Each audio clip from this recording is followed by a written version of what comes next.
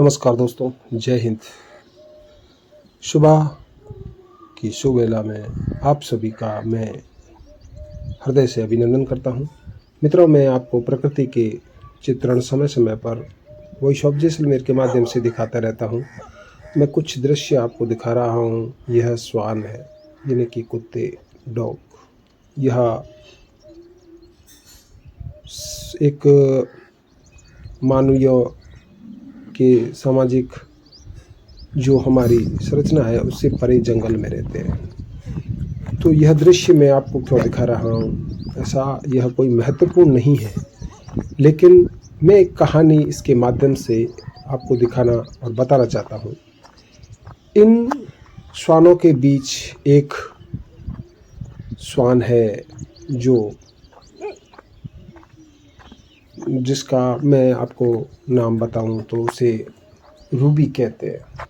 मित्रों, एक शहर के मध्य किले के अंदर एक डॉग श्वान बच्चों को जन्म देती है और वह कहते हैं लेब्रा डॉग थे, और कुछ जो उसके बच्चे हुए उसका जिसके पास थी उसने उसका वितरण कर दिया।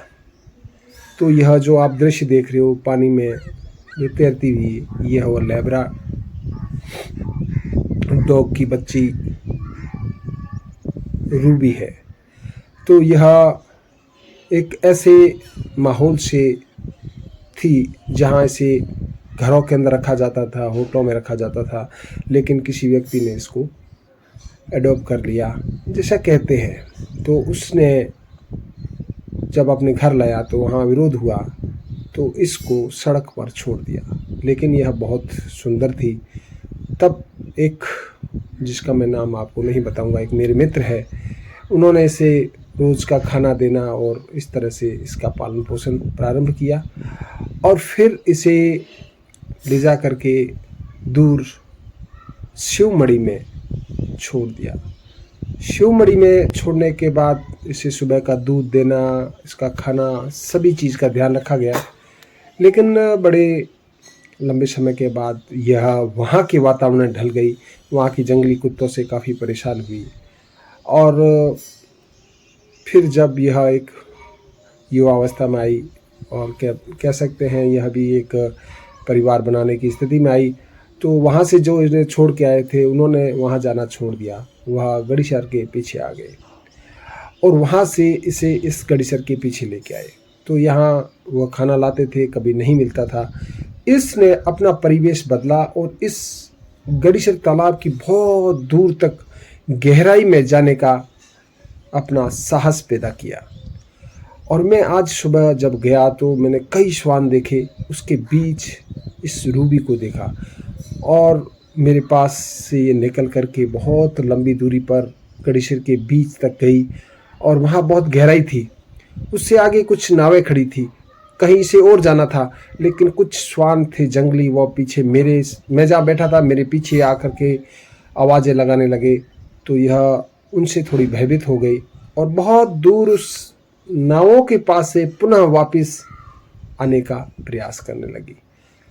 इस चित्र से, इस वार्ता से शायद ऐसा कोई विशेष बात नहीं निकलती है, लेकिन एक बात निकलती है कि जैसा देश वैसा वेश, जैसा पर्यावरण वैसा व्यक्ति, जीव ढल जाता है। तो यह जो रूबी है, यह एक विदेशी फॉरेनर महिला के द्वारा लाई गई वह श्वान कुतिया थी जो जैसलमेर में छोड़ दी गई। उसकी यह कह सकते हैं संतानें हैं, और यह लंबे समय तक होटल के अंदर रही, और उसके बाद किसी ने इसको ले लिया पालने के लिए, फिर उसने छोड़ दिया। तो यह कहाँ थी, कहाँ गई और कहाँ आई, और उसके बाद इसने इस तालाब में मच्छी वगैरह ढूंढने का भी अपना प्रयास किया। मरी हुई मछली या कोई दिख जाती है अस्वस्थ, तो उसे भी इसने अपना आहार बनाया।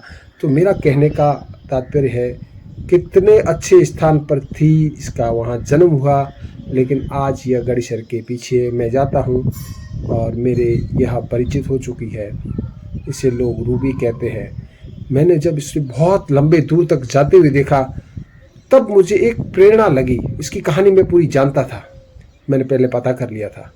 तो पूर्व में भी मैंने इसको कई बार तालाब में स्नान करते हुए देखा, लेकिन जब मैंने इसको इतनी लंबी दूरी तक जाते हुए देखा तो मुझे एक इसकी कहानी आप तक पहुंचाने की मुझे लगा एक प्रेरणा है। यानी कि इसने अपना जीवन जीने का एक अंदाज, तरीका ढाल लिया है। तो व्यक्ति भी यह न सोचे कि मैं किस जगह पर आ गया हूँ, क्या है। तो यह एक प्रेरणा है। तो यह रूबी के कई बार बच्चे हुए, लेकिन इस पर्यावरण में वह ढल नहीं पाए। हर बार इसके बच्चे बहुत खूबसूरत होते हैं। मैंने उसके कई बार चित्र खींचे, लेकिन वह थोड़े से बड़े होने के बाद किशोरावस्था में मृत्यु हो जाती है उनकी, काल के ग्रास बन जाते हैं। लेकिन यह अकेली है, इन जंगली कुत्तों के बीच समझौता करती है। कई बार इसको वह काटते हैं, लेकिन फिर भी इसने अपना यहाँ एक दिनचर्या बना ली है। तो यह बाहर निकल के आई मेरे समीप। मुझे एक इसकी कहानी एक प्रेरणादायक लगी, तो मैंने आपके समक्ष इसको साझा किया है। यह कहानी आपको कैसी लगी है, या इसका कोई औचित्य निकलता है नहीं निकलता है, यह मैंने आपके ऊपर छोड़ा है। तो यह थी रूबी, और यह थी रूबी की कहानी। तो इस प्रकार रूबी की यह कहानी यहाँ समाप्त होती है।